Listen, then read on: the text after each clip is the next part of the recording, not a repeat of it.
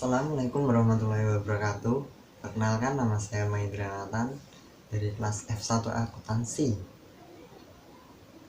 dengan nomor NIM 2005520123. Ya, saya di sini akan mempresentasikan dengan tema 5 dimensi bisnis.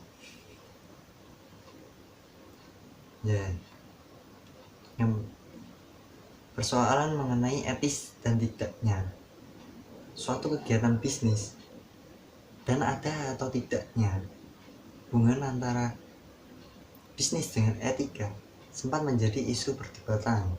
Namun, sebagaimana telah diuraikan pada subbab etika dan sistem ekonomi atau etis atau tidaknya suatu kegiatan bisnis ditentukan oleh tingkat kesadaran the man behind the gun or the business. Bertens tahun 2002 mencoba menjelaskan kegiatan bisnis dilihat dari 3 dimensi, yaitu ekonomi, etika, dan hukum. Namun, dalam perdebatan bisnis, pembahasan bisnis maksud saya akan dilihat dari 5 dimensi, yaitu 1. Ekonomi, 2. Etika, 3. Hukum, 4. Sosial, dan 5. Spiritual.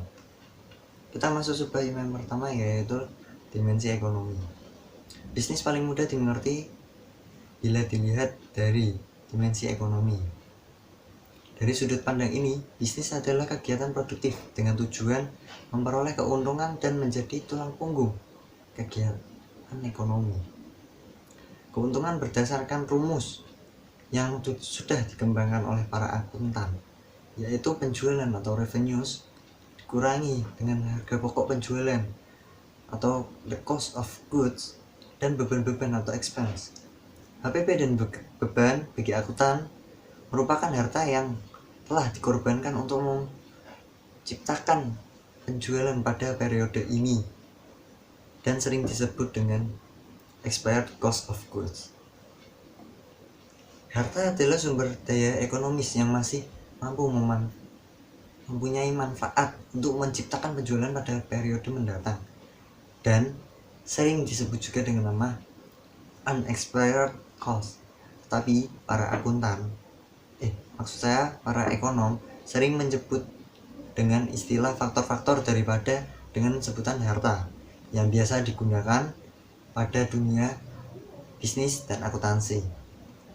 Faktor-faktor produksi dari sudut ekonomi terdiri dari tanah atau land, tenaga kerja atau labor, modal atau capital, dan wirausahawan atau entrepreneur. Masing-masing pemilik faktor memperoleh pendapat atas kepemilikannya. Masing-masing pemilik tanah memperoleh sewa tanah, tenaga kerja memperoleh upah, pemilik modal memperoleh pendapatan bunga, dan wirausahaan memperoleh keuntungannya. Nah, yang kedua, konsep dimensi etis. Konsep bisnis dilihat dari dimensi ekonomi yaitu bertujuan untuk mencari keuntungan. Sudah sangat jelas dan dipahami oleh banyak pihak. Bila dilihat dari dimensi etis, bisnis mengalami perdebatan pro dan kontra. Namun, dapat dimaklumi karena belum semua pihak memiliki pemahaman tentang pengertian etika untuk mengukur etis atau tidaknya suatu tindakan bisnis. Untuk memperoleh pemahaman tentang pengertian dimensi etis, pembahasan ini akan memakai 2 acuan, yaitu yang pertama, definisi etika adalah tinjauan kritis tentang baik atau buruknya suatu perilaku atau tindakan. Yang kedua, ukuran penilaian menggunakan 3 tingkatan, yaitu yang pertama, kesadaran hewani atau teori egoisme, 2. Kesadaran manusiawi atau teori utilitarisme, yang ketiga, kesadaran spiritual atau yang disebut dengan teori teomen. Mari kita bahas satu-satu. Yang pertama, sudut pandang kesadaran hewani atau teori egoisme tadi, menilai bahwa suatu tindakan dikatakan etis bila menguntungkan diri individu dan tidak dikatakan tidak etis bila merugikan diri individu itu sendiri. Yang kedua, sudut pandang kesadaran manusiawi atau utilitarianisme, menilai bahwa suatu tindakan dikatakan etis bila bermanfaat bagi individu dan masyarakat, dan dikatakan tidak etis apabila merugikan masyarakat dan menimbulkan kerusakan pada alam, meski itu menguntungkan pada diri individunya tersendiri. Yang ketiga, sudut pandang kesadaran spiritual atau teori teonom, menilai bahwa suatu tindakan dikatakan etis bila menguntungkan diri individu, masyarakat, dan alam sesuai dengan yang diajarkan oleh agama, dan dikatakan tidak etis apabila merugikan diri individu dan masyarakat. Dengan acuan yang telah dijelaskan tadi, kita dapat membahas bisnis dari dimensi etis. Yang pertama, kegiatan bisnis adalah kegiatan produktif, artinya kegiatan yang menghasilkan dan mendistribusikan barang dan jasa untuk kebutuhan seluruh umat manusia. Yang kedua, pihak yang memperoleh manfaat dari keuntungan suatu kegiatan bisnis dari tindakan bisnis dalam merealisasikan keuntungan isu etika muncul untuk memberikan penilaian atas dampak yang telah ditimbulkan bagi masyarakat dan lingkungan alam.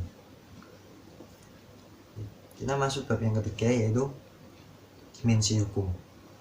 Hukum dan etika sebenarnya mempunyai hubungan yang sangat erat karena keduanya mengatur perilaku manusia. Hukum dibuat oleh suatu negara melalui mekanisme formal yang sesuai dengan aturan internasional dan mengikat seluruh warga negara suatu negara. Pelanggaran terhadap hukum akan dikenai sanksi hukum. Sanksi berupa pembayaran denda, ganti rugi, atau pelanggaran berat bisa masuk penjara atau dihukum mati. Sanksi pelanggaran etika relatif lebih ringan dibanding sanksi hukum, yaitu sanksi moral namanya. Contoh suatu peringatan denda yang paling berat dikeluarkan dari suatu organisasi profesi maksud saya. Dalam kaitannya dengan tinjauan dari aspek hukum, The George dalam Sonic Craft 1998 membedakan dua macam pandangan tentang status perusahaan, yaitu legal creator dan legal recognition. Dari yang pertama kita bahas satu-satu ya. Yang pertama dari sudut pandang legal creator. Perusahaan diciptakan secara legal oleh suatu negara sehingga perusahaan adalah suatu badan hukum sebagai ciptaan hukum. Perusahaan mempunyai hak dan kewajiban hukum sebagaimana layaknya status hukum yang dimiliki oleh manusia. Bila negara menciptakan perusahaan dari sudut hukum, artinya perusahaan tersebut diperlukan oleh warga negara atau masyarakat. Dari sudut pandang legal recognition, perusahaan bukan diciptakan oleh negara, melainkan oleh orang atau sekelompok orang yang mempunyai kepentingan dan kepentingan itu untuk memperoleh keuntungan.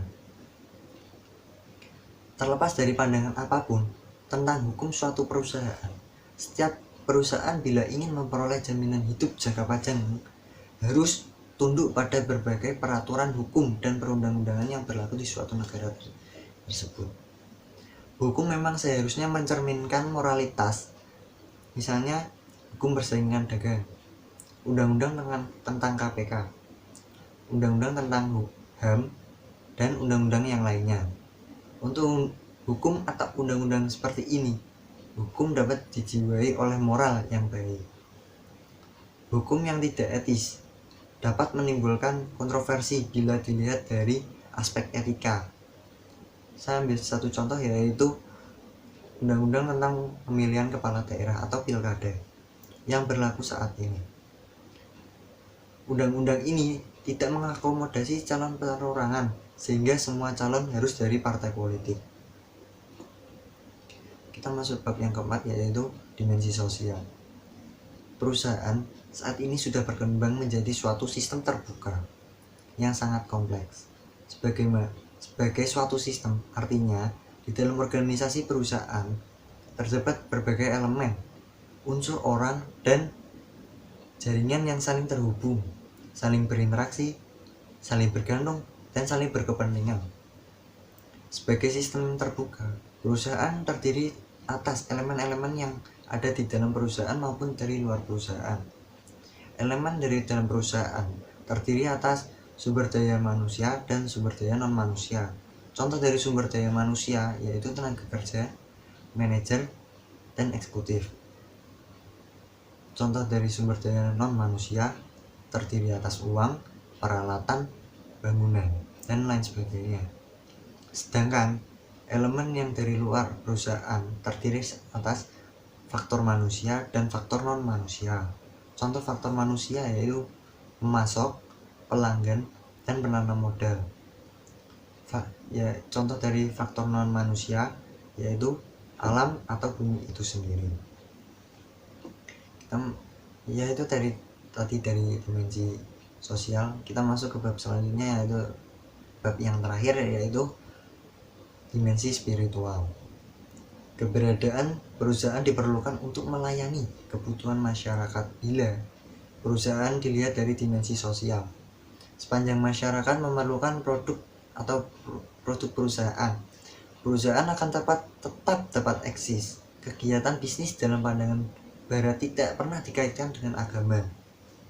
Dalam agama Islam dijumpai suatu ajaran bahwa menjalankan kegiatan bisnis itu merupakan bagian dari ibadah.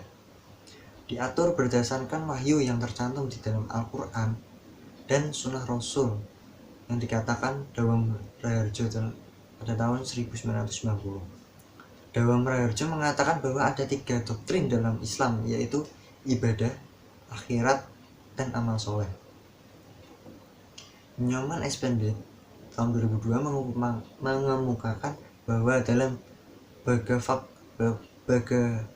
Gita dikemukakan 4 cara untuk berhubungan dengan Tuhan. Keempatnya merupakan satu kesatuan yang tak terpisahkan, yaitu yang pertama Bhakti Yoga, Karma Yoga, Nana Yoga, dan Raja Yoga. Dan PSCSBD tahun 2003 dalam agama Kristen dijumpai suatu pandangan bahwa hakikat tujuan hidup tertinggi umat manusia adalah untuk memuliakan Allah di surga. Panggilan umat Kristen untuk mencapai tujuan tertinggi ini sama sekali tidak melupakan kewajiban mereka untuk berperan dalam pembangunan dunia. Kegiatan bisnis yang baik disebut kegiatan bisnis yang religius. Kalau tidak mau menggunakan istilah religius, dapat saja memakai istilah yang lain yang mempunyai makna yang sama. Contohnya yaitu kegiatan bisnis yang spiritual atau kegiatan bisnis yang tercerahkan. Kegiatan bisnis yang spiritual tumbuh berdasarkan paradigma sebagai berikut. Yang pertama, pengelola dan pemangku kepentingan atau stakeholders menyadari bahwa kegiatan bisnis adalah bagian dari ibadah atau God devotion. Yang kedua, tujuan bisnis adalah untuk memajukan kesejahteraan semua pemangku kepentingan atau masyarakat atau prosperous society. Yang ketiga, dalam menjalankan aktivitas bisnis, pengelola mampu menjamin kelestarian alam atau planet conservation. Ya, itulah tadi bab mengenai 5 dimensi bisnis dalam etika bisnis.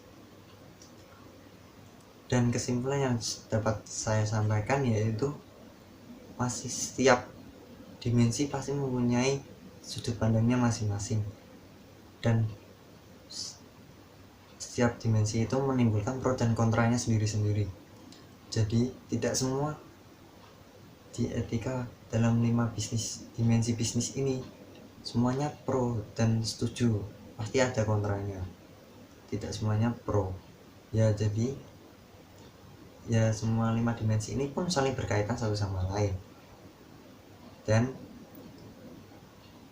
itu yang dapat saya sampaikan, kurang lebihnya mohon maaf. Wassalamualaikum warahmatullahi wabarakatuh.